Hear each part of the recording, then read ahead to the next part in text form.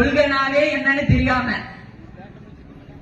நான் தந்தை பெரியாருடைய கொள்கையை பின்பற்றுகிறேன், புரட்சியாளர் டாக்டர் அம்பேத்கருடைய கொள்கையை பின்பற்றுகிறேன், பேரறிஞர் அண்ணாவை பின்பற்றுகிறேன் என்று சொல்லிவிட்டு அவர்களை பற்றி அடிப்படை புரிதல் கூட இல்லாமல் ஒருவர் வந்திருக்கிறார்.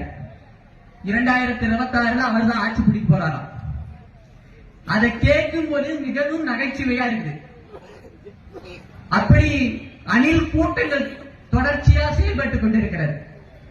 திராவிட முன்னேற்ற கழகத்தை அழித்து விடுவாங்களாம். இப்படிதான் ஒருத்தர் ஆட்டுக்குட்டி வந்து அண்ணாமலை என்றவர் சொல்லிக் கொண்டிருந்தார். அறிவாலயத்தில் இருக்கக்கூடிய ஒவ்வொரு செங்கலையும் பிடுங்குவேன் என்று. ஆனா அவருடைய மாநில பதவியை பிடிங்கிட்டாங்க. அடுத்தபடியா இன்னொருத்தர் தந்தை பெரியார பத்தி இழிவா பேசினே இருந்தார். அவர் கட்சியில எல்லாமே போயிட்டாங்க, காலி பண்ணிட்டு அவர் மட்டும் தனியா நிக்கிறாரு. திராவிட முன்னேற்ற கழகத்தை எவன் ஒருவன் எதிர்க்கிறானோ, எவன் ஒருவன் அழிக்க நினைக்கிறானோ அவனே தானாக அழிந்து போயிடும். அவர்